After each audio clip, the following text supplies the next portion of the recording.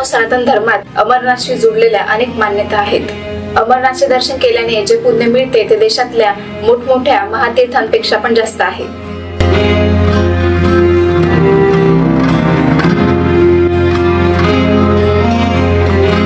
अमरनाथाची यात्रा आषाढ पौर्णिमेपासून ते श्रावण महिन्यातील पौर्णिमेपर्यंत म्हणजेच रक्षाबंधन पर्यंत चालते.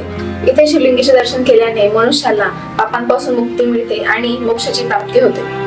पृथ्वीवरील स्वर्ग असलेल्या काश्मीर खोऱ्यात स्थित अमरनाथांच्या पवित्र गुफेमध्ये दरवर्षी नैसर्गिक पद्धतीने बर्फाने बनलेल्या शिवलिंगाची पूजा केली जाते.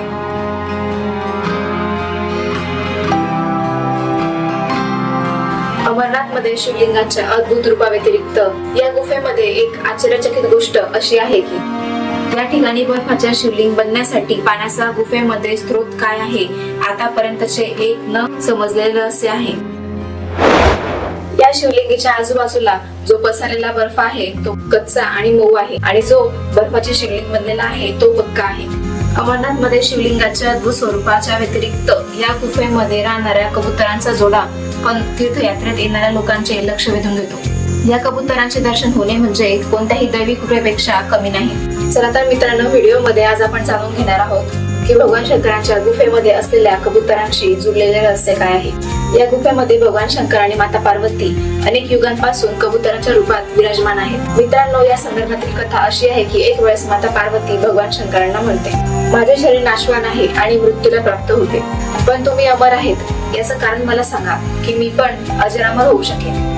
भगवान शंकरांनी सांगितले की हे सगळे अमर कथेमुळे आहे आणि पार्वती माताने हे ऐकल्यानंतर भगवान शंकरांकडे कथा ऐकण्याचा हट्ट केला. खूप वर्षापर्यंत भगवान शंकरांनी हे टाळण्याचा प्रयत्न केला, पण जेव्हा पार्वती मातांना कथा ऐकण्याची उत्सुकता वाढली तेव्हा हे पाहून भगवान शंकरांना वाटले की पार्वती मातांना ही कथा सांगावी. अमर होण्याची कथा माता पार्वती शिवाय दुसऱ्या कोणी ऐकू शकणार नाही. म्हणून गुफेमध्ये जाताना भगवान शंकरांनी रस्त्याने आपल्या गळ्यातील सुशोभित नाग जटेवर सजलेल्या चंद्राला उतारून ठेवून दिले आणि नंदीला पण दूर सोडून आले होते. त्यानंतर पार्वतीला सोबत घेऊन गुफेमध्ये प्रवेश केला. भगवान शंकरांकडून अमरत्वाची कथा ऐकत असताना माता पार्वतीला झोप लागते. या दरम्यान या गुफेमध्ये कबुतरांच्या पिलांचा जन्म होतो आणि त्यांनी भगवान शंकरांकडून पूर्ण कथा ऐकली. जेव्हा हे भगवान शंकरांना समजले की अमर होण्याची कथा हे कबुतरांनी ऐकली आहे तेव्हा त्यांना मारण्यासाठी भगवान शंकर पुढे आले. कबुतरांनी भगवान शंकरांना सांगितले, जर तुम्ही आम्हाला मारून टाकले तर अमर तत्वाची कथा ही खोटी सिद्ध होईल. तेव्हा भगवान शंकरांनी त्यांचे बोलणे ऐकून त्यांना एक वरदान दिले की तुम्ही इथे युगानुयुगे या ठिकाणी शंकर पार्वतीचे प्रतीक बनून निवास कराल.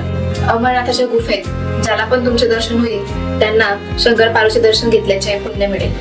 अमरनाथाच्या गुफेत राहणारे ते 2 कबूतर अजर अमर झाले. असे म्हटले जाते की आज पण या कबुतरांचे दर्शन भक्तांना प्राप्त होते. म्हणूनच ही गुफा अमरकथेची साक्षी बनली आणि तिचे नाव अमरनाथ गुफा म्हणून ओळखले जाते. मित्रांनो, तुम्हाला अमरनाथाच्या गुफेमधले रहस्य कसे वाटले याबद्दल कमेंट मध्ये नक्की सांगा आणि आमच्या सनातन मराठी YouTube चॅनलला नक्की सबस्क्राईब करा.